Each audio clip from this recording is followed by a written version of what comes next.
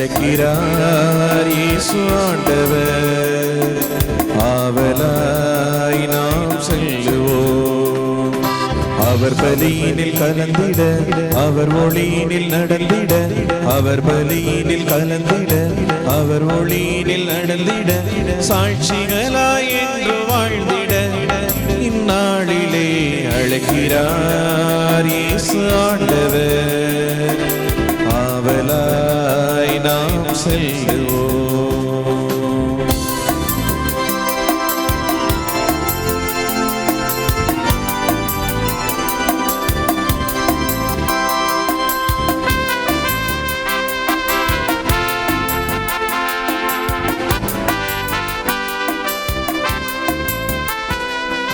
தேடியே தேவன் வருகிறார், தன்னையே நாளும் தருகிறார்.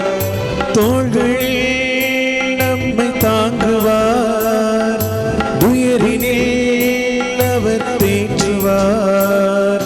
சுமைகளை சுகங்களாக மாற்றுவார், வளமுடன் வாழும் வழியை காட்டுவார். சுமைகளை சுகங்களாக மாற்றுவார், வளமுடன் வாழும் வழியை காட்டுவார். வாருங்கள் ஓருடலாய் இணைந்திடுவோம், வானக தந்தையை நாம் வணங்கிடுவோம். அழைக்கிறார் இயேசு ஆண்டவர். ஆவலாய் நாம் செல்லுவோம்.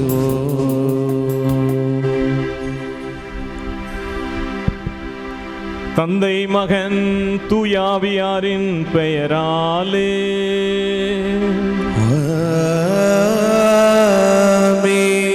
நம் ஆண்டவராகிய இயேசு கிறிஸ்துவின் அருளும் கடவுளின் அன்பும் தூய ஆவியாரின் நட்புறவும் உங்கள் அனைவரோடும் இருப்பதாக. உம்மான்மாவோடும் இருப்பதாக. ஆண்டவர் இயேசு கிறிஸ்துவில் அன்பு நிறைந்த சகோதர சகோதரிகளே, அன்பு நற்செய்தி பணியாளர்களே, இன்று நாம் எல்லாம் அறிந்திருக்கிறபடி நம் நாட்டிலே நம்முடைய சகோதரர்கள் தீபாவளி விழாவை கொண்டாடுகிறார்கள். நாம் இதை கிறிஸ்துவே உலகின் ஒளி, நானே உலகின் ஒளி என்று அறிக்கை செய்த அன்பு தெய்வம் ஆண்டவர் இயேசு தொடக்கத்திலே இருளினின்று ஒளி உண்டாகுக என்று சொல்லி இந்த உலகத்திற்கு ஒளி கொடுத்தவர். நம் ஒவ்வொருடைய உள்ளத்திலும் அந்த ஒளி ஒளிர்விக்கப்பட வேண்டும், பிரகாசிக்க வேண்டும்.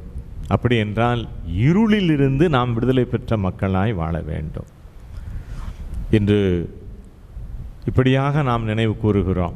நாம் ஒவ்வொருவருமே நம்முடைய வாழ்க்கையில், நம்முடைய உள்ளத்தில் இருளிலிருந்து எப்பொழுதும் விடுதலை பெற்று கொண்டவர்களாக, ஒளியின் பிள்ளைகளாக வாழக்கூடிய வாழ்விற்காக இந்த பலியிலே நாம் ஆண்டவருடைய அருளை நிறைவாக தேடுகிறோம். Praise the Lord, praise the Lord, hallelujah, hallelujah. இந்த மாபெரும் ஜூபிலி ஆண்டிலே ஜெப வல்லமை முகாம் ஒவ்வொரு ஆண்டும் கொண்டாடுகிறோம். ஆனால் இந்த ஆண்டு இது ஒரு சிறப்பு ஆண்டாக, ஜூபிலி ஆண்டிலே ஜெப வல்லமை 2025 அதில் நாம் அனைவரும் இன்று இந்த இடத்துல கூடி வந்திருக்கிறோம். சிறப்பாக நாம் பார்ப்பது ஆண்டவருடைய வல்லமை நம்ம எல்லாருக்கும் தேவை. லூக்காஸ் நற்செய்தியாளர் சொல்கிறார், குணமளிக்கும் வல்லமை இயேசுவோடு எப்பொழுதும் இருந்ததென்று. ஆண்டவருடைய வல்லமையை நாம் எல்லாருமே தேடுகிறோம். அந்த வல்லமை நமக்கு தேவை. ஆனால் இது ஜெபத்தின் வல்லமை. ஜெபத்தில் தான் ஆழமான ஒரு வல்லமை இருக்கிறது. ஜெபிக்க ஜெபிக்க அந்த வல்லமையை பெற்றுக்கொள்கிறோம். இந்த ஜெபத்தை, இந்த வல்லமையை நாம் எப்படி இந்த நாளிலே உணர்ந்து இந்த வல்லமை முகாமிலே கலந்து கொண்ட அத்தனை பேரும் ஜெப வீரர்களாக இங்கிருந்து நாம் செல்ல போகிறோம். நம்ம பார்ப்போம் என்று சொன்னால், ஒரு துப்பாக்கி, அந்த துப்பாக்கியில் பார்த்தீங்கன்னா அந்த துப்பாக்கி மிக முக்கியமானது. அது உள்ளே இருக்கக்கூடிய அந்த ரவை குண்டு தான், புல்லட்டுன்னு சொல்லுவாங்க. அது மேஜையில் இருக்குது. மேஜையில் இருக்கக்கூடிய அந்த துப்பாக்கிக்கு ரவை குண்டு இருக்கு இல்லையா, அந்த புல்லட்டை தூக்கி ஒரு பொருள் மேலே போட்டோம்னா அது என்ன ஆகும்? அது மேலே போய் விழுந்து அப்படியே கீழே விழுந்து போகும். அதே அந்த ரவை துப்பாக்கி அந்த குண்டை, ரவை குண்டை நம்ம என்ன செய்கிறோம்? அந்த புல்லட்டை துப்பாக்கிக்குள் வைத்து விசையை இழுத்து போடும் பொழுது அது ஒரு பழத்தை அப்படி கூறு கூறாக பிரித்து விடுகிறது. ஒரு கதவை அப்படியே கூறு கூறாக பிரித்து விடுகிறது. இந்த வல்லமை அந்த ரவை குண்டுக்கு எப்படி வந்துச்சு? சாதாரணமாக ஒரு இடத்துல இருக்கும்போது, மேஜையில் இருக்கும் பொழுது அது வராது. அதை அந்த துப்பாக்கிக்குள்ளே போடும் பொழுது தான் வருகிறது. அதே போல தான் ஜெபத்தினுடைய வல்லமை எப்படி வருகிறது என்றால், இந்த ஜெப வல்லமை முகாமிலே பங்கேற்று கொண்டிருக்க நாம் எல்லாரும் தொடக்கத்திலேயே அதை நினைவு கூறுகிறோம். ஜெப வல்லமை எப்படி வருகிறது, எங்கிருந்து வருகிறது என்று சொன்னால், நம்முடைய வாழ்க்கையில் நம்முடைய வேண்டுதல்கள், நம்முடைய விருப்பங்கள், நம்முடைய தேவைகள், நம்முடைய மன்றாட்டுக்கள், நம்முடைய பிரச்சனைகள் எதுவாக இருந்தாலும் சரி, எல்லாவற்றையும் இயேசுனுடைய பாதத்தில் வைத்து செபித்து நாம் மேற்கொள்ளுகின்ற பொழுது தான் அந்த வல்லமையை நாம் நிறைவாக பெற்றுக்கொள்ள முடியும். பிரைஸ் தி லார்ட், ஹல்லேலூயா. ஆகவே ஜெப வல்லமை முகாம், இந்த ஜெப வல்லமை அப்படிங்கிறது ஜெபத்துக்கு இருக்கக்கூடிய வல்லமையை பார்க்கிறோம். ஒரு துப்பாக்கியிலிருந்து புறப்பட்டு செல்லக்கூடிய அந்த புல்லட், அந்த ரவை குண்டு எவ்வளவு ஃபோர்ஸ் இருக்குது. அதே போல தான் ஆண்டவருடைய பாதத்திலே வைத்து ஜெபிக்கக்கூடிய ஒவ்வொரு காரியங்களுக்கும் அப்படிப்பட்ட மாபெரும் வல்லமை இருக்கிறது என்பதை இந்த நாளிலே உள்ளத்திலே நாம் புதுப்பித்துக் கொள்வோம். ஆண்டவர் ஜெபத்தினுடைய வல்லமையை நாம் ஒவ்வொருவருக்கும் கொடுத்து, ஆண்டவருடைய பிள்ளைகளாக, ஜெப வீரர்களாக, ஜெப வீராங்கனைகளாக நாம் ஒவ்வொருவரும் வாழ்ந்து வளர்ந்து ஆண்டவருக்கு சான்று பகர இந்த திருப்பலின் அருளுக்காக இறைஞ்சி ஒப்பு கொடுக்க முன்வருகிறோம்.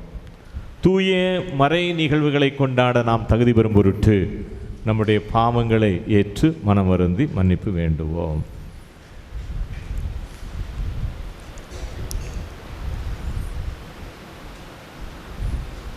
எல்லாம் வல்ல இறைவனிடமும் சகோதர சகோதரிகளே, உங்களிடமும் நான் பாவியனை ஏற்றுக்கொள்கின்றேன். ஏனெனில் என் சிந்தனையாலும் சொல்லாலும் செயலாலும் கடமையில் தவறியதாலும் பாவங்கள் பல செய்தேன். என் பாவமே, என் பாவமே, என் பெரும் பாவமே.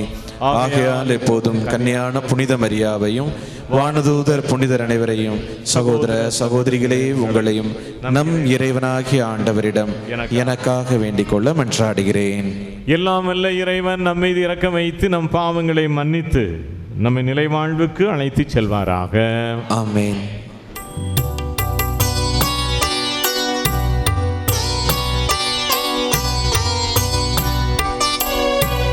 ஆண்டவரே இரக்கமாயிரும்.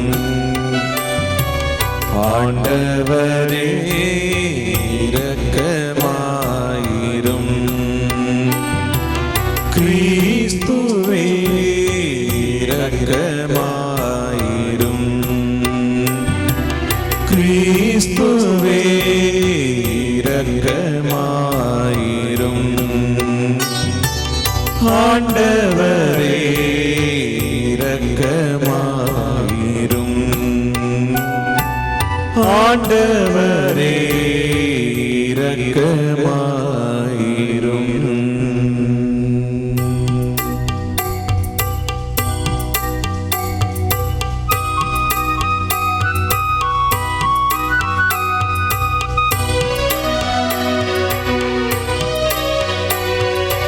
உன்னதங்களிலே கடவுளுக்கு மாட்சி உண்டாகுக.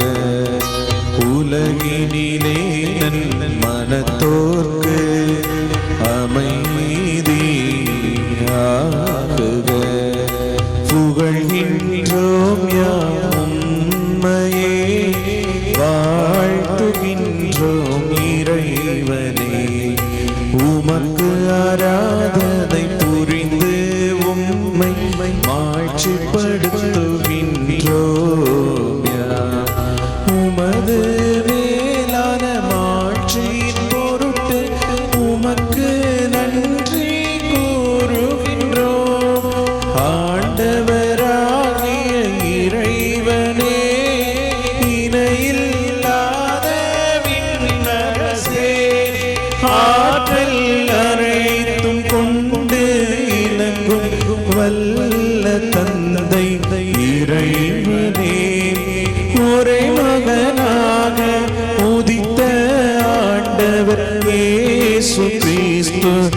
இறைவனே, ஆண்டவராகிய இறைவனே, இறைவனின் செம்மறியே, தந்தையினின்று என்றென்றுமாக உதித்த இறைவன் மகனே, உலகின் பாவம் போக்குபவரே, நீர் எம் மீது இரங்குவீர். உலகின் பாவம் போக்குபவரே, எங்கள் மன்றாட்டை ஏற்றருள்வீர். தந்தையின் வலப்பக்கம் வீற்றிருப்பவரே, நீர் எம் மீது இரங்குவீர். ஏனெனில் இயேசு கிறிஸ்துவே, நீர் ஒருவரே தூயவர், நீர் ஒருவரே ஆண்டவர், நீர் ஒருவரே உன்னதர். தூய ஆவியோடு தந்தை இறைவனின் ஆட்சியில் இருப்பவர் நீரே.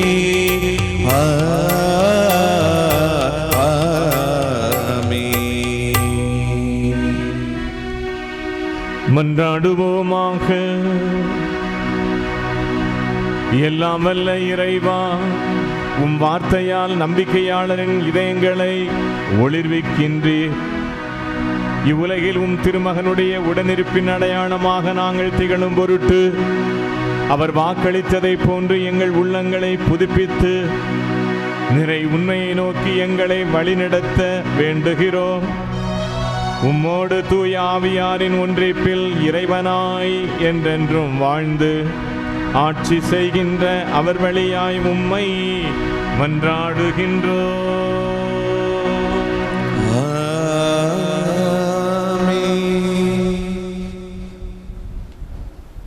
முதல் வாசகம்.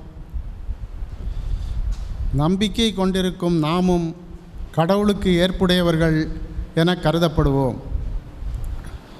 திருத்தூதர் பவுல் ரோமேருக்கு எழுதிய திருமுகத்திலிருந்து வாசகம். 4வது அதிகாரம் 20 முதல் 25 வரை உள்ள திருவசனங்கள்.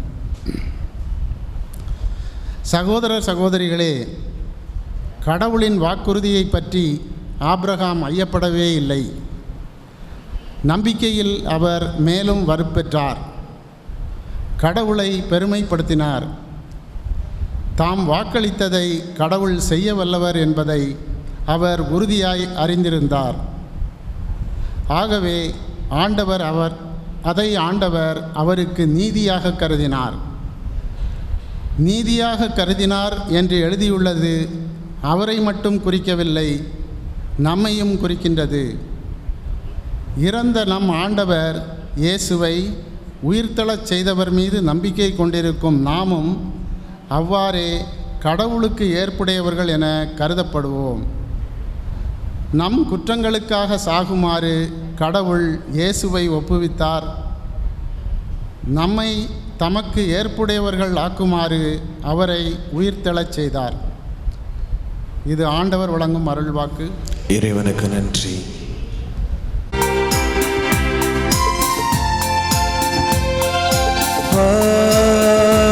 Alleluia, Alleluia, Alleluia, Alleluia, Alleluia, Alleluia, Alleluia, Alleluia, Alleluia, Alleluia, Alleluia. ஏழையரின் உள்ளத்தோர் பேறு பெற்றோர், ஏனெனில் விண்ணரசு அவர்களுக்கு உரியது. அல்லேலூயா, அல்லேலூயா, அல்லேலூயா, அல்லேலூயா, அல்லேலூயா. ஆண்டவர் உங்களோடு இருப்பாராக. உம்மான்மாவோடும் இருப்பாராக. லூக்கா எழுதிய நற்செய்தியிலிருந்து வாசகம். ஆண்டவரே மாட்சி உமக்கே.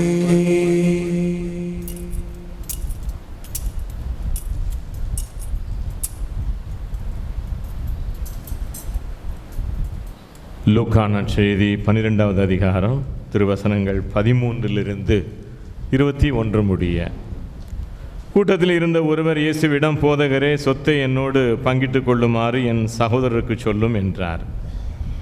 அவர் அந்த ஆளை நோக்கி, என்னை உங்களுக்கு நடுவராகவோ பாகம் பிரிப்பவராகவோ அமர்த்தியவர் யார் என்று கேட்டார். பின்பு அவர் அவர்களை நோக்கி, எவ்வகை பேராசைக்கும் இடம் கொடாதவாறு எச்சரிக்கையாய் இருங்கள்.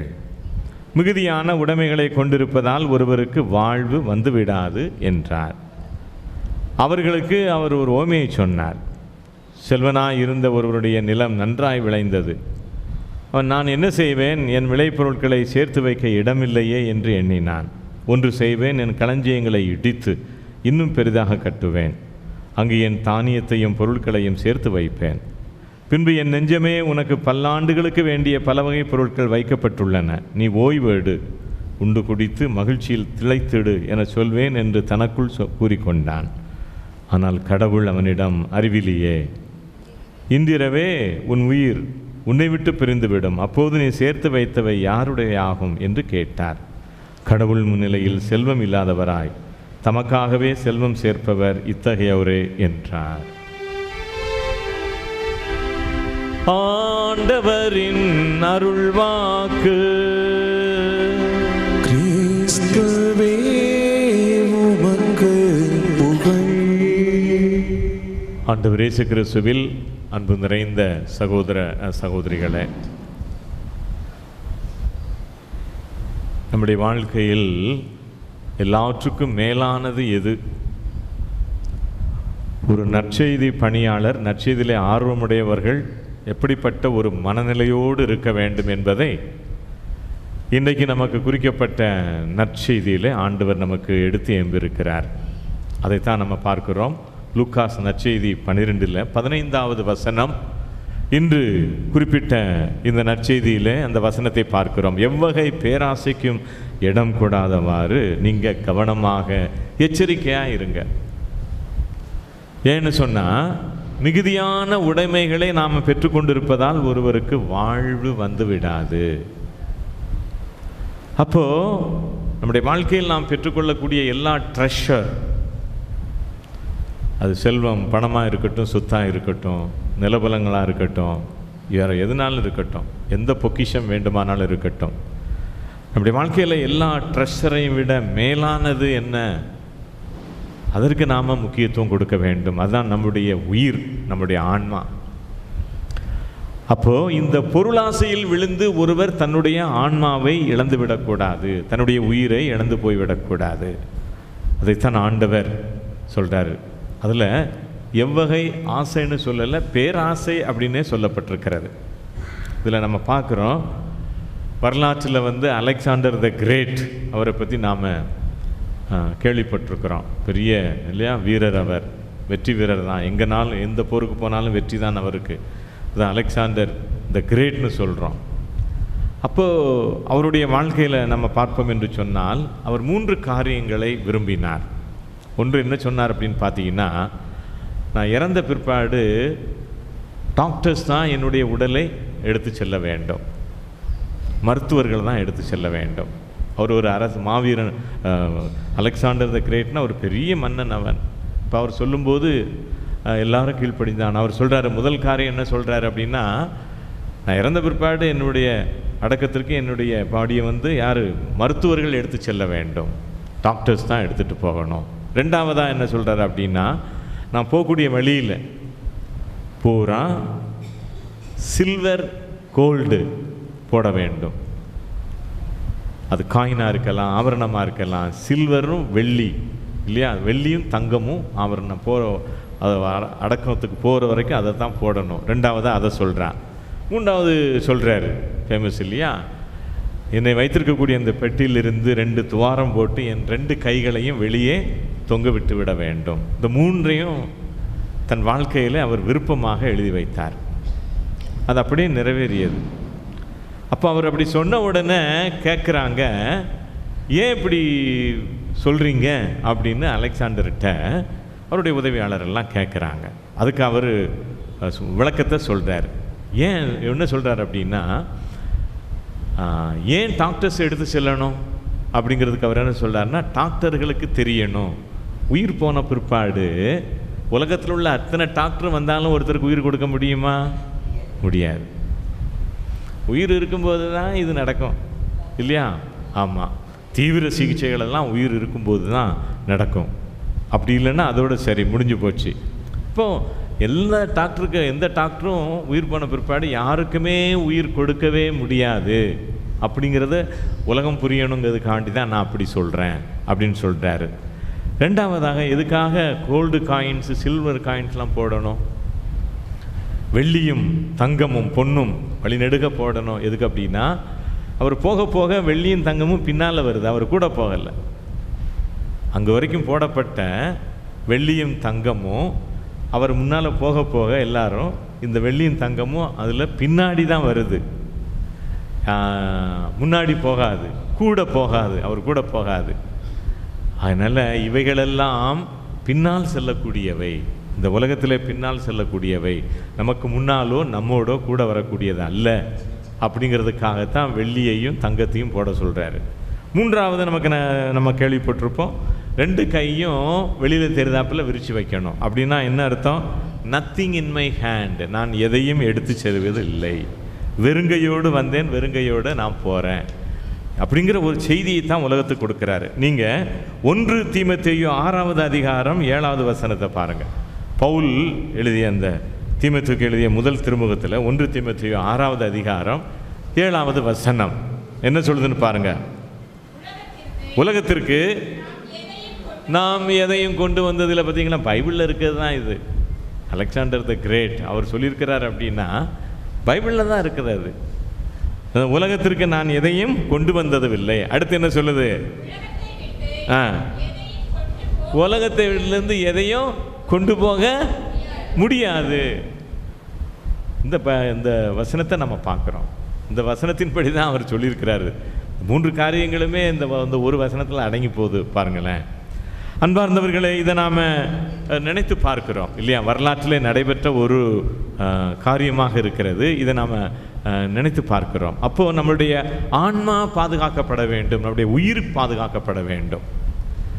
இன்றைக்கி ஆண்டவர் ஒரு அருமையான ஒரு ஓமை சொல்லியிருக்கிறாரு. அந்த ஓமையில் அவன் தன்னுடைய சொத்தை, களஞ்சியத்தை பாதுகாக்கிறான். அவன் தன்னுடைய களஞ்சியத்தை அவன் பாதுகாக்கிறான். தன்னுடைய சொத்தை, விளைச்சலை, விளைபொருளை பாதுகாக்கிறான்.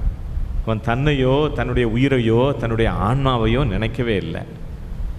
அருமையான ஒரு உண்மையை ஆண்டவர் நமக்கு சொல்கிறாரு பாருங்க. இப்போது நம்முடைய ஆன்மா, நம்முடைய உயிர் பாதுகாக்கப்படணும் அப்படின்னா என்ன செய்யணும்? நம்ம ஆண்டவருக்கு சாட்சியாய் வாழ வேண்டும். முதலாவதாக பிரைஸ் தி லார்ட், ஆண்டவருக்கு சாட்சியாக வாழணும். பைபிள் வாசிக்கணும் இல்லையா? சாதாரணமாக இப்போ நம்முடைய ஆன்மா பாதுகாக்கப்படணும் இல்லையா, நம்முடைய உயிர் பாதுகாக்கப்படணும் அப்படின்னு சொன்னால் கிறிஸ்துவ வாழ்வை நாம் பாதுகாக்கிறோம், அதில் வளருகிறோம். அப்படின்னா நாம் திருப்பலிக்கு செல்கிறோம், சாட்சியாய் வாழுகிறோம், பைபிள் வாசிக்கிறோம், அனுதினமும் ஆண்டவரை ஆராதிக்கிறோம் இல்லையா? எல்லாற்றுக்கும் மேலாக ஏதாவது ஒன்று ஆண்டவருக்கு செய்து கொண்டே இருக்கணும். பிரைஸ் தி லார்ட், அல்லேலூயா. ஏதாவது ஒன்று ஆண்டவருக்கு செய்து கொண்டே இருக்கணும். இப்போ கத்தோலிக்க நற்செய்தி குழுவில் நான் தொடக்கத்திலிருந்து பார்த்துக்கிட்டு தான் இருக்கிறேன். தீபாவளி லீவாக இருக்கட்டும், பொங்கல் லீவாக இருக்கட்டும், பூஜா ஹாலிடேஸாக இருக்கட்டும், எந்த லீவாக இருக்கட்டும், ஏதாவது ஒரு நிகழ்ச்சி நடைபெற்று கொண்டே இருக்கிறது. கரங்கள் தட்டி ஆண்டவர் எல்லாரும் பயன்படுத்துங்க. எந்த லீவாக இருந்தாலும் அந்த லீவில் கொஞ்சம் பேர் பயன்பெறுகிறார்கள். ஒவ்வொரு முகாம்கள் நடைபெற்று கொண்டிருப்பதை நம்ம பார்க்குறோம். எல்லாம் விடுமுறை நாட்களும் சரி, மற்ற நாட்களிலும் சரி, நாம் ஒவ்வொருவருமே ஆண்டவருக்கு ஏதாவது ஒன்று செய்து கொண்டே இருக்கணும். அப்போ எப்படி செய்யலாம்? ஆண்டவருக்கு ஏதாவது ஒன்று செய்யணும்னா எப்படி செய்ய? ஒன்றும் இல்லைன்னா பைபிள் எடுத்து வாசித்தாலே போதும், அவருடைய வார்த்தையை நம்ம வாசித்து கொண்டிருக்கிறோம். இல்லையா? ஆண்டவரை அறிகிறோம். பைபிளை வாசிக்க வாசிக்க ஆண்டவரை நாம் அறிகிறோம். நம்ம இருக்க இடத்துல இருந்து புகழ்ச்சி பாடல் பாடுகிறோம். ஆண்டவரை துதிக்க துதிக்க அறிகிறோம். அப்போது ஆண்டவருக்கு ஏதாவது ஒரு செயல் செய்யணும், நற்செயல்கள் செய்யணும். அது செய்ய வாய்ப்பு இல்லையா? வீட்டில் இருந்தபடி இவைகளை நாம் செய்ய வேண்டும். இன்றைக்கி ஆண்டவர் நீங்கள் பாருங்கள், நற்செய்தியில் என்ன சொல்கிறாரு? அவனை ஒரு ஓமை சொல்கிறாரு. அந்த ஓமையில் ரிச் ஃபூல் அப்படின்னு சொல்கிறார். செல்வந்தனை பார்த்து அறிவிலியே அப்படின்னு சொல்கிறார். ரிச் ஃபூல் பாருங்கள், ரிச் ஃபூல் அறிவிலியேன்னு சொல்கிறார். பணக்கார அறிவிலியே அப்படின்னு சொல்லி தான் ஒரு ஓமையை ஆண்டவர் நமக்கு இந்த இடத்துல சொல்லுவதை நம்ம பார்க்க முடிகிறது.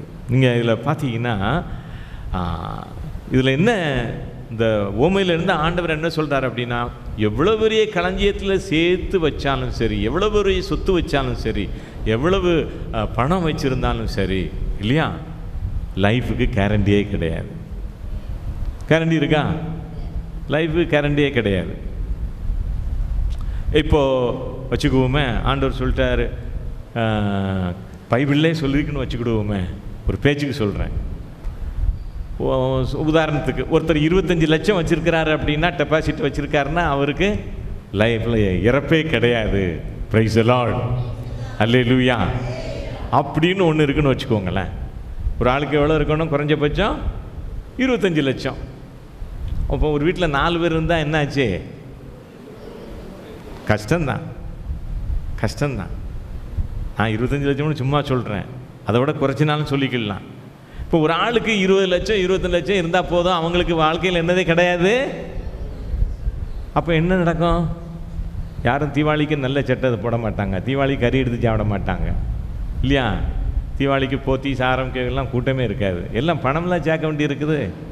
மனுஷன் என்ன நினைக்கிறான்? அதிக காலம் இந்த பூமியிலே வாழணும்.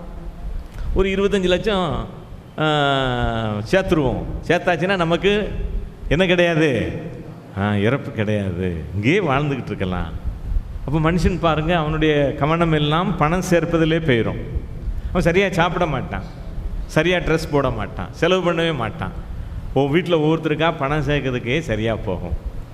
அப்படி சேர்ப்பது இன்றைக்கி ஓமையில் ஆண்டவர் அதான் சொல்கிறாரு, எவ்வளவு சேர்த்தாலும் லைஃபுக்கு கேரண்டி கிடையாது அப்படிங்கிறத தெளிவாக சொல்கிறாரு.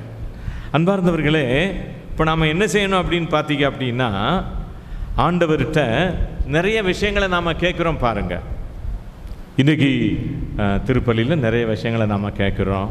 பெட்டிஷன்ஸ் எழுதி வைக்கிறோம், திருப்பலி கருத்தை கொடுக்குறோம். அப்போது அமைதியாக ஆண்டவர்கிட்ட ஜெபம் செய்யும்போது பார்த்தீங்கன்னா நிறைய கேட்குறோம். நமக்கு என்னென்ன தேவை, வீட்டில் ஒவ்வொருத்தருக்கும் என்னென்ன தேவை, வீட்டில் பெரியவங்களுக்கு, நம்ம உறவுக்காரங்களுக்கு என்ன தேவை, எல்லாம் நாம் கேட்குறோம். நிறைய பேர் சொல்லியிருப்பாங்க, நீங்கள் வேண்டிக்கோங்க சொல்லுவாங்க. நம்மளை பார்த்து சொல்லுவாங்க, நீங்கள் கோயிலுக்கு போய் எங்களுக்காக வேண்டிக்கோங்க, இந்த கருத்துக்காக வேண்டிக்கோங்க. நிறைய பேர் சொல்லுவாங்க நமக்கு. ஒருத்தர் என்ன பண்ணிருக்கிறாரு, வேகமாக கோயிலுக்கு போகிறாராம். கோயிலுக்கு போகும்போது பார்த்தீங்கன்னா கையில் ஒரு நோட்டு கொண்டு போகிறார். ஒரு கோயில் இருக்கும், அந்த நோட்டு கையில் நோட்டை கொண்டு போகிறார். அங்கே கோயிலில் இருந்த அந்த ஓதேசியார் கேட்குறாரு, அண்ணாச்சி என்ன கோயிலுக்கு எல்லாரும் பைபிளை கொண்டு வருவாங்க, நீங்கள் நோட்டை கொண்டு வரீங்கள, பெரிய நோட்டா என்ன அப்படின்னு கேட்டிருக்காப்புல. ஒரு நோட்டாக இருக்கும் போல் இருக்குது அப்படின்னு. என் தேவைகளெல்லாம் எழுதிட்டு வந்திருக்கேன்ப்பா, இங்கே ஆண்டவர்கிட்ட ஒப்பு கொடுக்க வந்திருக்கிறேன். தேவைகளெல்லாம் எவ்வளோ எதில் எழுதிட்டு வந்திருக்கிறாரு? ஒரு நோட்டில் எழுதிட்டு வந்திருக்கிறார். அப்பா, உங்கள் தேவையை என்ன ஒரு நோட்டிலே எழுதிட்டு வந்திருக்கியா அப்படின்னு. இன்னும் நிறையா இருக்குது, பின்னால் என் ஒய்ஃபு கொண்டு வந்துக்கிட்டு இருக்கிறாரு இன்னொரு நோட்டு அப்படின்னு சொல்லியிருக்கேன். அப்போது இது எதுக்கு சொல்கிறேன் அப்படின்னா, மனுஷனுடைய தேவைகள் எத்தனை பேர் எழுதினாலும் தீராது, மாளாது, இல்லையா? எத்தனை பேர் நோட்டில் எழுதினாலும் தீராது. அப்போது நம்ம என்ன இதில் கேட்குறோம் அப்படின்னா, ஆண்டவர்கிட்ட கேட்டு கேட்டு டயர்டாகி போகுது. சில சமயம் சில விஷயங்களை ஆண்டவர்கிட்ட கேளுங்கள் கொடுக்கப்படும் சொல்லிருக்கிறாரு. ஆண்டவர்கிட்ட கேட்டு கேட்டு டயர்டாகி போகுது. ஆகவே நம்மளுடைய ப்ரேயர் சிம்பிள் எப்படி முடிச்சிடலாம் அப்படின்னு பார்த்தீங்கன்னா, ஆண்டவரே, இந்த வாழ்வை நீர் எனக்கு தந்ததற்காக நன்றி, இந்த வாழ்க்கையில் எனக்கு கொடுத்த அனைத்து அருட்கொடைகளுக்காக நன்றி. உமக்கு சுத்தமானால் இன்னும் எனக்கு நிறைய அருட்கொடைகளை தாரும். பிரைஸ் தி லார்ட், அல்லேலூயா. சொல்லுறதுக்கு நல்லா தான் இருக்குது, ஆனால் அப்படி ஜெபம் செய்யணும். நாம் இதை அடிப்படையாக கொண்டு நாம் ஜெபிக்கணும். அதுதான் சொல்ல போகுது. பிரியமானவர்களே, மனிதனுடைய வாழ்க்கையில் 3 காரியங்கள் முக்கியமாக நம்ம பார்க்குறோம். நீங்கள் பாருங்கள், அதுக்கு முன்னால் சபை உரையாளர் சபை உரையாளர் புத்தகத்தில் 5வது அதிகாரம் 10வது வசனத்தை பாருங்க. பண ஆசை உள்ளவங்களுக்கு எவ்வளவு பணம் இருந்தாலும் ஆவல் தீராது. செல்வத்தின் மேல் மிகுந்த ஆசை வைப்பவர் இதுவும் வீண். வீண், அதுவும் வீண். சபை உரையாளர் புத்தகத்தில் எல்லாம் வீண் வீண் எல்லாம் வீணேன்னு சொல்லிட்டே வருவார். இதையும் வீண்னு சொல்றார். அதாவது பண ஆசை உள்ளவங்களுக்கு எவ்வளவு பணம் இருந்தாலும் அதில் ஆவல், அந்த ஆசை தீரவே தீராது. ஆகவே தான் செல்வத்தின் மேல் மிகுந்த ஆசை, மிகுந்த ஆசை, ஆசைன்னு சொல்லலை, மிகுந்த ஆசை வைப்பவர் அதனால் பயனடாமல் போகிறார். இதுவே வீண் அப்படின்னு நமக்கு இதில் சொல்லப்பட்டிருக்குன்னு வைங்களேன். அதே சபை உரையாளர் 5:13 வாசிங்க. தொடர்ச்சியாக 13 பாருங்க. இன்னைக்கு நினைச்சது 13வது வசனம் என்ன சொல்லுது? ஒரு பெருந்தீங்கை கண்டேன், ஒருவர் சேமிக்கும் செல்வம் அவருக்கு துன்பத்தையே விளைவிக்கும். பார்த்தீங்களா? நான் ஒரு பெரிய தீங்கு, உலகத்தில் ஒரு பெரிய தீங்கு எதுன்னா ஒருவர் சேமிக்கக்கூடிய செல்வம் அவருக்கு துன்பத்தையே கொடுக்கிறது. இதுதான் சபை உரையாளர் 13. 12வது வசனம் தெளிவாக சொல்லுது, செல்வரது செல்வ பெருக்கு அவரை தூங்க விடார். செல்வ பெருக்கு ஒரு மனுஷனை என்ன செய்யாது? தூங்க விடாது. ஒரு மனுஷனுடைய நிம்மதி போயிடும், தூக்கம் போயிடும், மகிழ்ச்சி போயிடும், சந்தோஷம் போயிடும், எல்லாம் போயிடும். அதான் நமக்கு சொல்லப்பட்டிருக்கு. அன்பார்ந்தவர்களே, இதில் ஆண்டவர் என்ன சொல்கிறாருங்கிறத நம்ம சரியாக புரிந்து கொள்ள வேண்டும். ஆசை, பேராசை ரெண்டும் இருக்குது. இப்போ பாருங்களேன், வாழ்வியல் கண்ணோட்டத்தில் நம்ம பார்த்தோம் அப்படின்னா, இப்போ ஒருத்தர் இருக்கிறாங்க குடும்பத்தில், நம்ம குடும்பத்துக்கு வருமானம் காணாது, இன்னும் அதிகமாக வருமானம் வேணும், இன்னும் அதிகமாக உழைக்கணும் அப்படின்னு செய்கிறாங்கன்னு வச்சுக்கோங்களேன். அது தவறு கிடையாது. ஒரு குடும்பத்திற்கான தேவைகள், ஒரு குடும்பத்திற்கான தகுந்த சேமிப்பு, இது ஒரு மனுஷனுடைய ஆசை. இது சாதாரணமாக ஒருவர் நினைக்கக்கூடிய, இது வாழ்வியல் கண்ணோட்டம், எல்லாருக்குள்ள கண்ணோட்டம் தான். இந்த ஆசை தேவையான ஒன்று இல்லையா? அதே போல் நம்முடைய குடும்பத்தில் பொருளாதார நிலை இன்னும் உயரணும், நம்ம பொருளாதாரத்தில் ரொம்ப பின்தங்கி இருக்கிறோம், ஆகவே பொருளாதார நிலையில் நம்ம உயரணும் அப்படின்னு நினைப்பது பாவம் கிடையாது, தப்பும் கிடையாது. அதாவது பொருளாதாரத்தை இன்னும் கொஞ்சம் நாம் உயர வேண்டும் அப்படிங்கிறது ஒரு ஆசை, அது தவறே கிடையாது. ஆகவே இந்த ஆசைகள் எதுவுமே தவறு கிடையாது, பேராசை தான் தவறு. அப்போ பேராசைனா என்னது அப்படின்னு பார்க்கோம். பேராசைனா பணம் சேமிப்பது மட்டுமே இலக்கு, அதுதான் செல்வத்தை சேமிப்பது மட்டும்தான் இலக்கு, அதுதான் லட்சியம், அதுதான் பேராசை. வேற ஒன்றுமே இல்லை. பணம் சேர்க்கணும் அப்படிங்கிறது பேராசையாக மாறிவிடுகிறது, அது தவறு. அதைத்தான் ஆண்டவர் இன்னைக்கு ஓமையில் நமக்கு சொல்கிறாரு. அது எந்த அளவுக்கு? காசே தான் கடவுளடா, கடவுளுக்கும் இது தெரியுமிடா, முடிஞ்சு போச்சு கதை. காசு தான் கடவுள், அந்த ஒரு மனப்பக்குவம். அவங்க என்ன செஞ்சாலும் அவங்களுடைய சிந்தனை எல்லாம் எதில் இருக்கும் அப்படின்னா பணத்தில் குறியாக இருக்கும், வேறு எதுலையுமே குறியாக இருக்காது. அவங்களுடைய எண்ணம், சிந்தனை, குறி எல்லாமே பணத்தில் தான், செல்வத்தில் தான் இருக்கும். இங்கே தான் பேராசை வருகிறது. அந்த பேராசைக்கு தான் ஆண்டவர் இன்னைக்கு அருமையான ஒரு ஓமையை நமக்கு சொல்லி இருக்கிறார். ஆகவே எதை செய்தாலும் பணம் குறிக்கோளாக இருப்பது பேராசைக்கு கொண்டு செல்கிறது. அது மதிக்கேட்டிற்கும் தீங்குக்கும் நம்மை இட்டு செல்லுகிறது. நீங்கள் பாருங்க, பணத்தில் மயங்குகிறவன் பண்பை இழக்கிறான். நல்லா பார்த்துக்கோங்க. பணத்தில் மயக்கம், பணம் சேர்த்து சேர்த்து அதில் ஒரு மயக்கம், அதுதான் அது ஒரு பேராசையாக போயிடுது. பணத்தில் மயங்குகிறவன் வாழ்க்கையில் பண்பை இழந்து போகிறான், மனித பண்பே இல்லாமல் போயிடும், மனித பண்பை இழக்கிறான். அழகில் மயங்குகிறவன் அறிவை இழக்கிறான். பணத்தில் மயங்குகிறவன் பண்பை இழக்கிறான், அழகில் மயங்குகிறவன் அறிவை இழக்கிறான். இது ஒரு பொதுவான ஒரு பொன்மொழியாக நம்ம பார்க்கிறோம். இந்த சிந்தனைக்கு நாம் 1 தீமோத்தேயு 6வது அதிகாரம் 10வது வசனம் அது நமக்கு தெளிவாக சொல்லுது. பொருளாசையே எல்லா தீமைக்கும் ஆணிவேராக இருக்கிறது இல்லையா? 1 தீமோத்தேயு 6வது அதிகாரம் 10வது வசனம் நமக்கு இதை இட்டு செல்லுகிறது. அதனுடைய அந்த வசனத்தில் பார்த்தீங்கன்னா, சிலர் விசுவாசத்தினின்று பிறழ்ந்து பாருங்க, பிளந்து போயிடுறாங்க, தவறி போயிடுறாங்க. ஏன்னா பண ஆசை தான், எல்லா பொருளாசை தான் எல்லாத்துக்கும் ஆணிவேராக இருக்குது, அடிப்படையாக இருக்குது. அப்போ பாருங்கள், அதனால் விசுவாசத்திலிருந்து தவறி பல வேதனைகளை தாங்களாகவே தங்கள் மேல் வருவித்துக் கொள்ளுகிறார்கள் என்று நமக்கு சொல்லப்பட்டிருக்கிறது. அன்பார்ந்தவர்களே, இன்றைக்கு நாம் இதை நினைத்து பார்க்கிறோம். இந்த வேளையில் நீங்கள் பார்த்தீங்கன்னா, மனிதனுடைய வாழ்க்கையில் முக்கியமாக இந்த காரியங்களை பார்க்குறோம். மிக முக்கியமாக 3 காரியங்கள், 3 பா ஒவ்வொரு மனுஷனுடைய வாழ்க்கையில் உண்டு. 3 பா. அது எப்படி இருக்கணும்? ஆசையோடு இருக்கணும், பேராசைக்கு போயிடக்கூடாது. 3 பா எல்லாருடைய வாழ்க்கையிலையும் உண்டு. அது என்ன 3 பா? 1 பணம். சரிதானா? பணத்தில் ஆசை இல்லைன்னு யாரும் சொல்ல முடியாது. அப்படி யாரும் சொல்கிறீங்களா? ஆசை இருக்கலாம், தவறு கிடையாது. பேராசை இருக்கக்கூடாது. சரிதானா? 2வது பதவி. இந்த பதவி வேணும் அப்படிங்கிறதுல மனுஷனுக்கு 2வது பானா. 3வது பானா பட்டம் இல்லையா? பட்டம் பெறுதல். அந்த பட்டம் தான் வெற்றி. பட்டம் சூடுதல், பட்டம் பெறுதல், அது ஒரு வெற்றி. அப்போது பணம், பதவி, பட்டம்ங்கிறது வெற்றி. இந்த 3 மனுஷனுடைய வாழ்க்கையில் அடிப்படையாக இருக்கிறது. இப்போது இந்த செல்வந்தன் என்ன செய்கிறான்? தனக்கு விளைச்சல் அதிகமாக கிடைச்ச உடனே முதல்ல ஆண்டவருக்கு நன்றி சொல்லலை. பாருங்கள், ஆண்டவரே இவ்வளோ பெரிய விளைச்சலை எனக்கு கொடுத்துருக்கீங்க, இந்த விளைச்சலில் முதல் காணிக்கையாக உங்கள் பீடத்தில் கொண்டாந்து நான் ஒரு சிறிது வைக்கிறேன், ஒரு மூட்டை நெல்லை வைக்கிறேன் அப்படின்னு கூட அவன் சொல்லலை. உடனே அவன் சிந்தனை எங்கே போச்சு பார்த்தீங்களா? களஞ்சியத்தை பெரிதாக்கணும். ஏற்கனவே களஞ்சியம் வச்சிருக்கிறான், அதே போதும் அவனுக்கு. அவன் இன்னும் களஞ்சியத்தை பெரிதாக்கணும். இதுதான் பணம் தான் அவனுக்கு குறிக்கோளாக இருக்குது. பார்த்தீங்களா? அப்போது எது நடந்தாலும் நம்முடைய வாழ்க்கையிலே ஆண்டவருக்கு நன்றி கூற வேண்டும். Price the Lord, praise the Lord. இதை நாம் மறந்து போகக்கூடாது.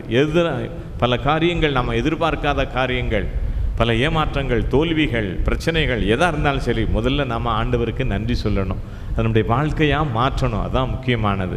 2வதாக, இறைவன் இதை எனக்கு கொடுத்தார். நம்ம வாழ்க்கையில் எது வந்தாலும் சரி, நம்மகிட்ட இருக்கக்கூடிய வசதி, வாய்ப்பு எதாக இருந்தாலும் சரி, நம்மளுடைய படிப்பு, பட்டம் எதாக இருந்தாலும் சரி, நம்ம உடுத்திருக்கக்கூடிய உடைகள், ஆபரணங்கள் எதாக இருந்தாலும் சரி, எல்லாம் நமக்கு கொடுத்தது யார்?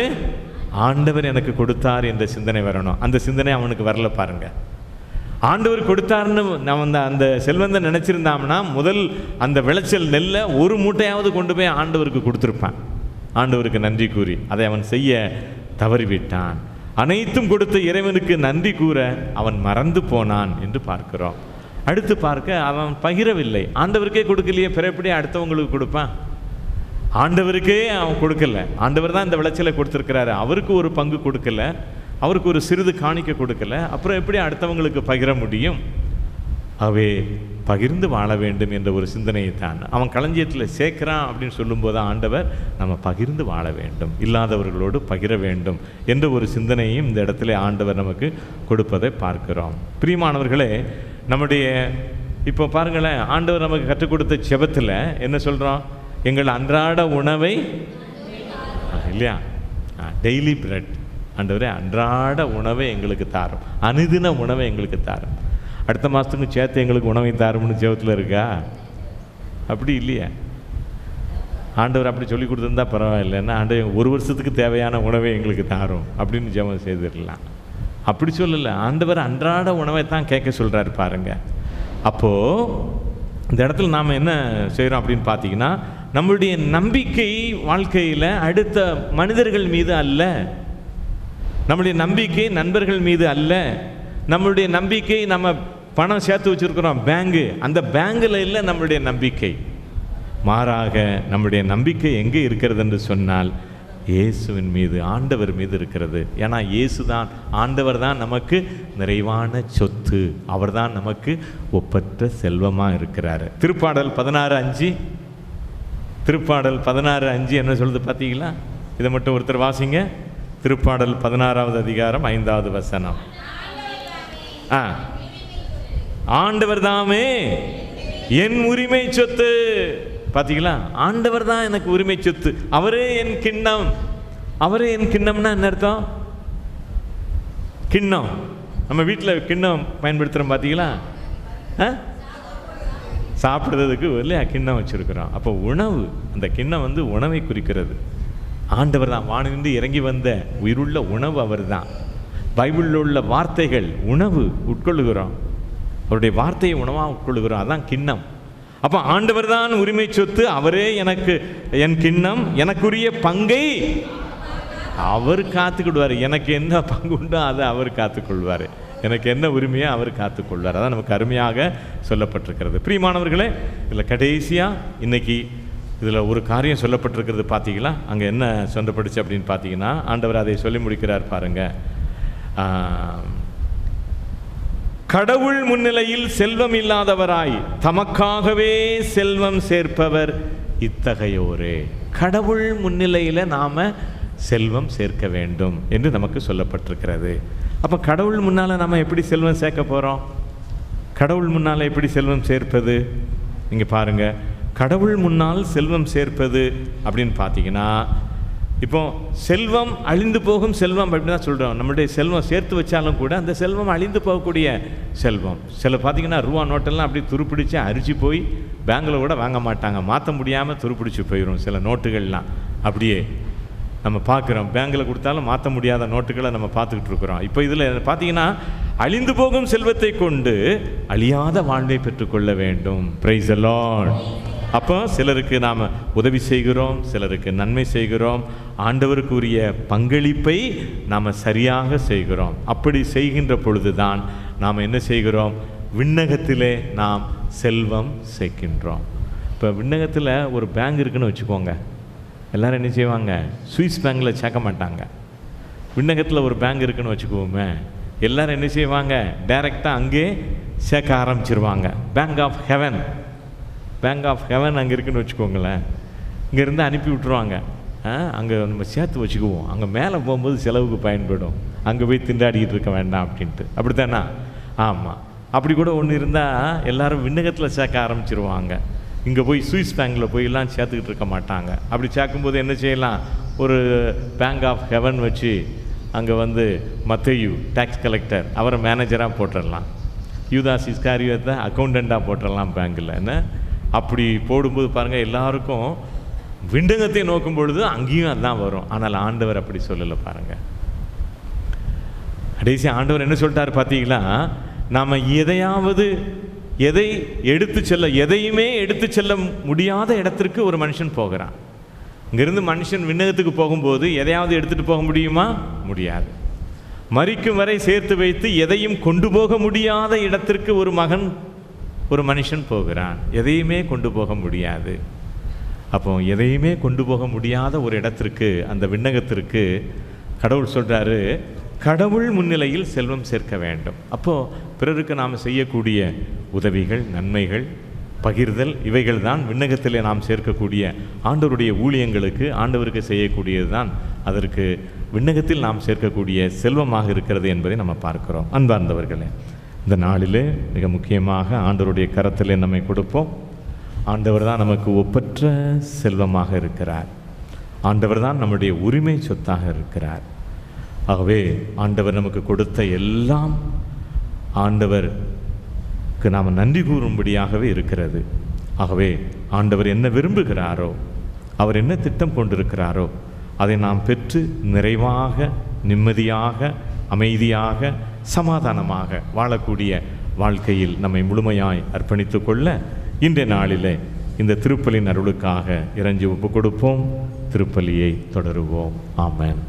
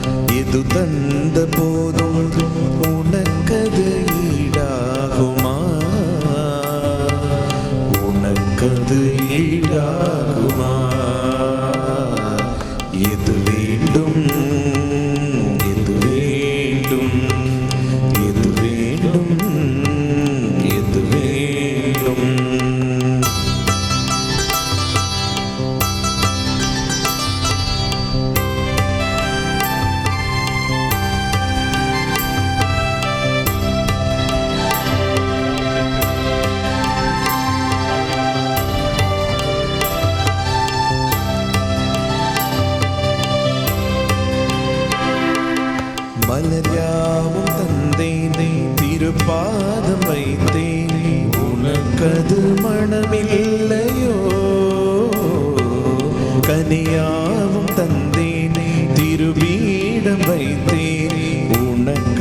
சுவையில்லையோ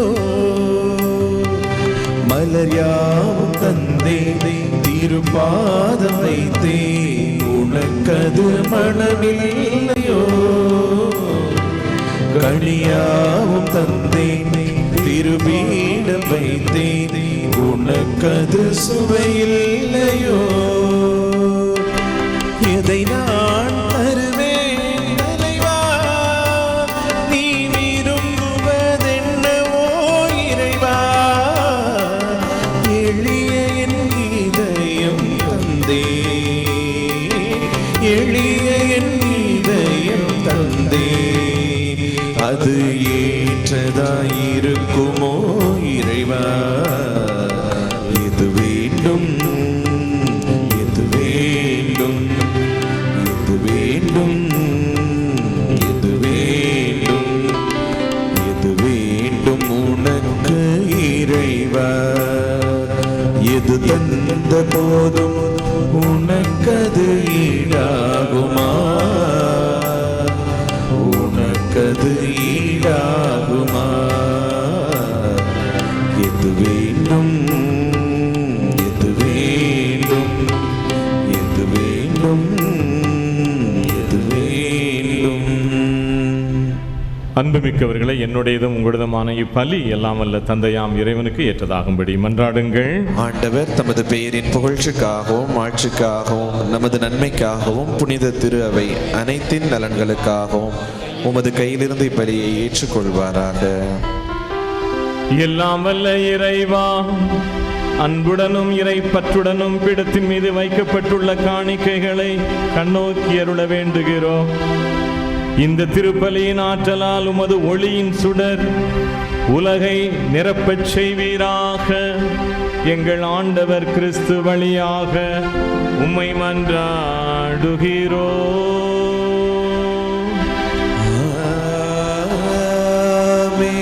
ஆண்டவர் உங்களோடு இருப்பாராக. ஆன்மாவோடும் இருப்பாராக. இதயங்களை மேலே எழுப்புங்கள்.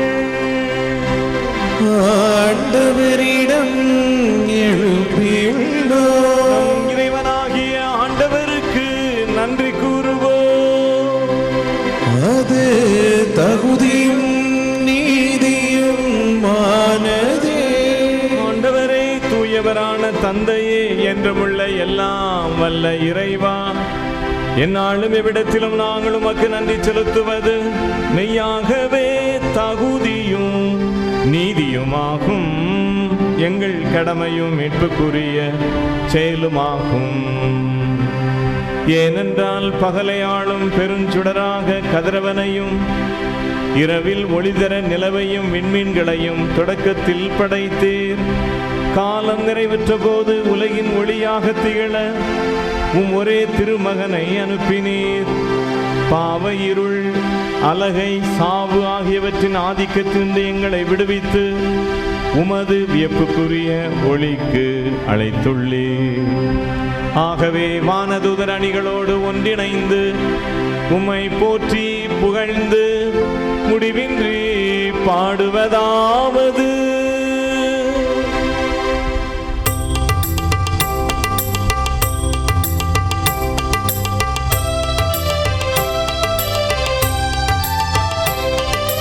தூயவர் தூயவர் தூயவர் வான்படைகளின் கடவுளம் ஆண்டவர். விண்ணகமும் மண்ணகமும் உமது மாட்சியால் நிறைந்துள்ளன. உன்னதங்களிலே ஓசன்னா, உன்னதங்களிலே ஓசன்னா. ஆண்டவர் பெயரால் வருகிறவர் ஆசி பெற்றவர். உன்னதங்களிலே ஓசன்னா, உன்னதங்களிலே ஓசன்னா.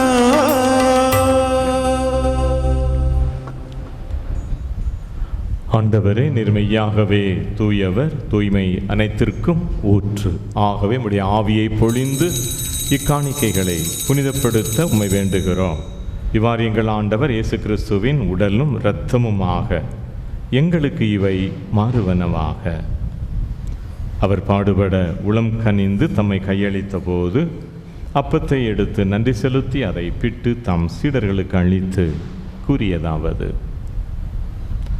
அனைவரும் இதிலிருந்து பெற்று உண்ணுங்கள், ஏனெனில் இது உங்களுக்காக கையளிக்கப்படும் என் உடல்.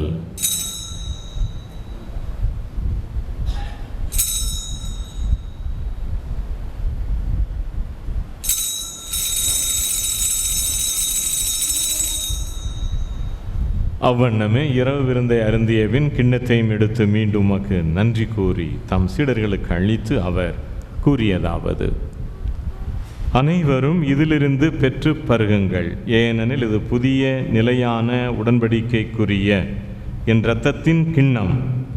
இது பாவ மன்னிப்புக்கென்று உங்களுக்காகவும் பலருக்காகவும் சிந்தப்படும். இதை என் நினைவாக செய்யுங்கள்.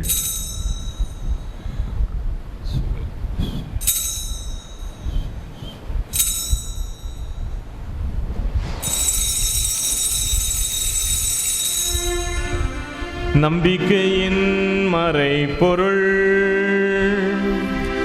ஆண்டவரே, நீர் வருமளவும் உமது இறப்பினை அறிக்கையிடுகின்றோம், உமது உயிர்ப்பினையும் எடுத்துரைக்கின்றோம். ஆகவே ஆண்டவரே, நாங்கள் கிறிஸ்துவின் இறப்பினையும் உயிர்ப்பினையும் நினைவு கூர்ந்து வாழ்வு தரும் அப்பத்தையும் மீட்பு அளிக்கும் கிண்ணத்தையும் ஒப்பு கொடுக்கிறோம். உம் திருமுன் நின்று உமக்கு ஊழியம் புரிய தகுந்தவர்களென ஏற்றுக்கொண்டீர். உமக்கு நன்றி செலுத்துகின்றோம். மேலும் கிறிஸ்துவின் உடலிலும் இரத்தத்திலும் பங்கு கொள்ளும் எங்களை தூய ஆவியார் ஒன்று சேர்க்க வேண்டும் என்று தாழ்மையுடன் மன்றாடுகின்றோம். ஆண்டவரே, உலகெங்கும் பரவியிருக்கும் ஒரு திரு அவையை நினைவு கூர்ந்தருளும். எங்கள் திருத்தந்தை லியோ, எங்கள் ஆயர்கள், எல்லா திருநிலையினர்கள் அனைவரோடும் உமது திரு அவை அன்பில் நிறைவு பெற செய்தருளும். ஆண்டவரே, உயிர்த்தெழும் எதிர்நோக்குடன் துயில் கொள்ளும் எங்கள் சகோதர சகோதரிகளையும் உமக்குள் மரித்த அனைவரையும் இரக்கத்தோடு நினைவு கூர்ந்து உமது திருமுக ஒளியினுள் ஏற்றருளும். எங்கள் ஒவ்வொருவர் மீதும் இரக்கமாயிரும். கடவுளின் கன்னித்தாயான புனித மரியா, அவருடைய கணவரான புனித யோசேப்பு, புனித திருத்தூதர்கள், இவ்வுலகில் உமக்கு உகந்தவராய் இருந்த புனிதர் அனைவருடனும் நிலைவாழ்வில் பங்கு கொள்ளும் தகுதி பெற்று உம் திருமகன் இயேசு கிறிஸ்து வழியாய் உம்மை புகழ்ந்தேற்றும் வரம் அருள உம்மை மன்றாடுகின்றோம்.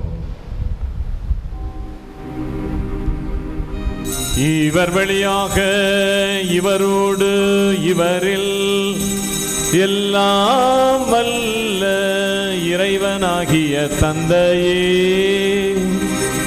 தூயாவியாரின் ஒன்றிப்பில் எல்லா புகழும் ஆட்சியும் என்றென்றும் உமக்கு உரியதே. ஆமென், ஆமென், ஆமென்.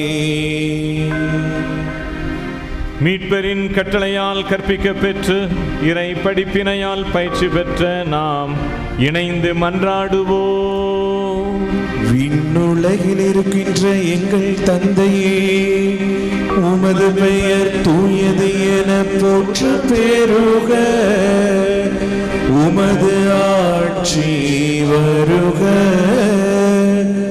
உமது திருவுளம் விண்ணுலகில் நிறைவேறுவது போல மண்ணுலகிலும் நிறைவேறுக.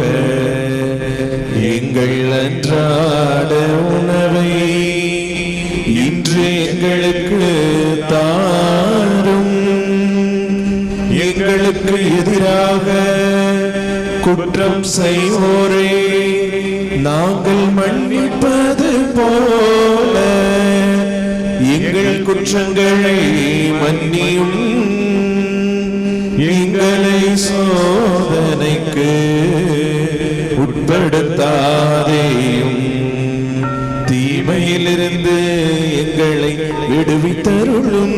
ஆண்டவரே, தீமை அனைத்திலிருந்தும் எங்களை விடுவித்து எங்கள் வாழ்நாளில் அமைதியை கனிவுடன் அருள உம்மை மன்றாடுகின்றோம்.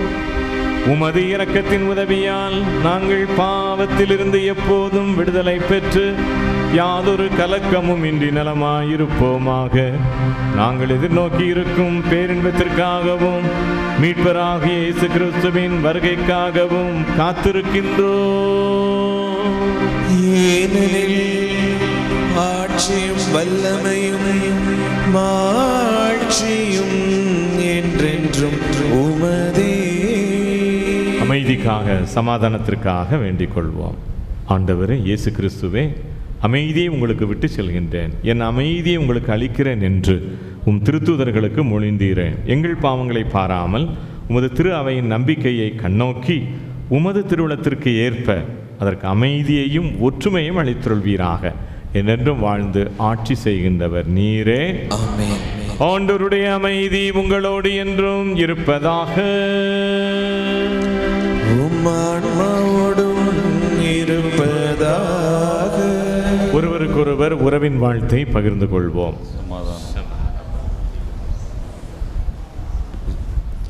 உலகின் பாவங்களை போக்கும் இறைவனின் செம்மறியே, எங்கள் மேல் இரக்கமாயிரும்.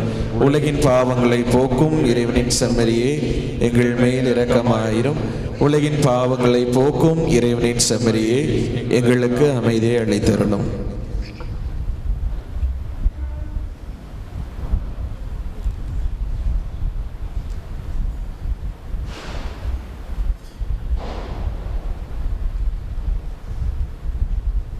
இதோ இறைவனின் செம்மறி, இறைமகன் இயேசு கிறிஸ்து. இவரே உலகின் பாவங்களை போக்குகின்றவர். நம் அனைவருக்கும் ஒப்பற்ற செல்வமாக இருக்கும் நம் அன்பு தெய்வம்.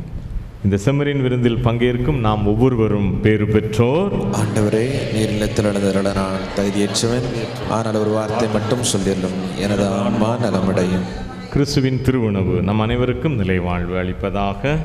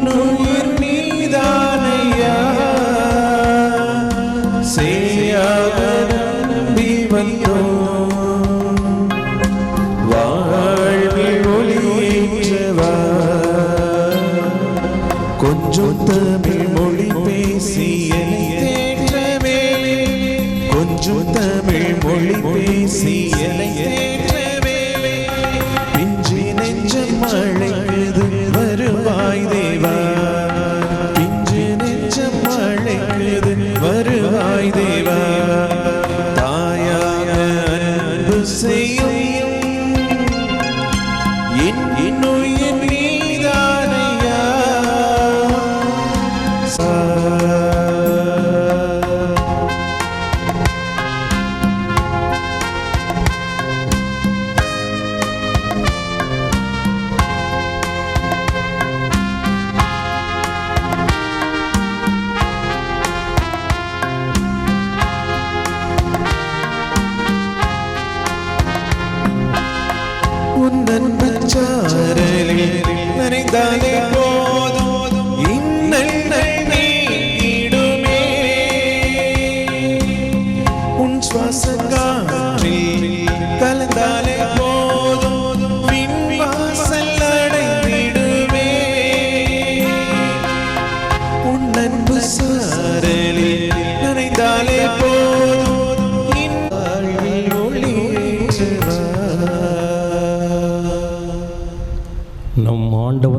இயேசு கிறிஸ்து நற்கருணையின் வடிவிலே நமக்குள்ளே வந்திருக்கிறார்.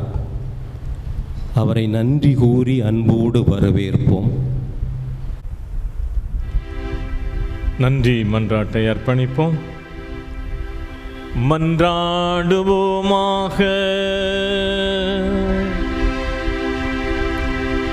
எல்லாம் வல்ல இறைவா, இவ்விண்ணக கொடைகளால் நீர் ஊட்டமளித்தவர்களுக்கு நம்பிக்கை ஒளியை வழங்கியருளும். அதனால் நிலை வாழ்வின் மங்காத ஒளியை பகிர்ந்து கொள்ள எரியும் விளக்குகளோடு நாங்கள் எப்பொழுதும் தயாராய் இருப்போமாக. எங்கள் ஆண்டவர் கிறிஸ்து வழியாக உம்மை மன்றாடுகிறோ.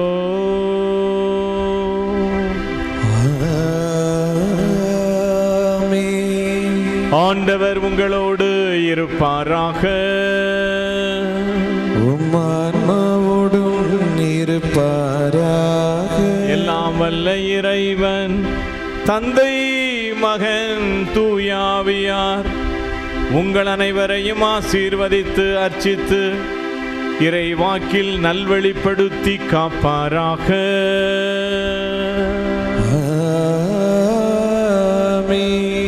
பிரியமான சகோதர சகோதரிகளே, சிறப்பாக நற்செய்தி பணியாளர்களே, இன்று இந்த மாபெரும் ஜூபிலி ஆண்டில் கத்தோலிக்க நற்செய்தி குழுவின் சார்பாக இந்த ஜெப வல்லமை முகாம் இந்த இடத்துல ஏற்பாடு செய்யப்பட்டு மிக சிறப்பாக நடைபெற்றுவதற்காக நம்ம ஆண்டவருக்கு நன்றி கூறுகிறோம். இதனை ஏற்பாடு செய்திருக்கக்கூடிய நம்முடைய கத்தோலிக்க நற்செய்தி குழுவில் இருக்கக்கூடிய அனைத்து பொறுப்பாளர்களுக்கும் இதயம் நிறைந்த வாழ்த்துக்களை கரங்கள் தட்டி உள்ளன்போடு நாம் தெரியப்படுத்திக் கொள்வோம். அதேபோல் இதற்கு உறுதுணையாக இருந்திருக்கக்கூடிய அத்தனை பேருக்கும், அதேபோல் இந்த நாளில் இந்த விடுமுறை நாளாக இருந்தாலும் சரி, இந்த நாளை ஆண்டவருக்கு அர்ப்பணித்து இதில் பங்கேற்று கொண்ட அருமையான சகோதர சகோதரிகள் உங்கள் ஒவ்வொருவருக்கும் இதயபூர்வமான வாழ்த்துக்களை உள்ளன்போடு தெரியப்படுத்திக் கொள்கிறோம். கிறிஸ்துவின் மேலான அன்பிலும் அமைதியிலும் நிறைந்து சென்று வாழுவோம். திருப்பலி நிறைவேறிற்று. இறைவனுக்கு நன்றி.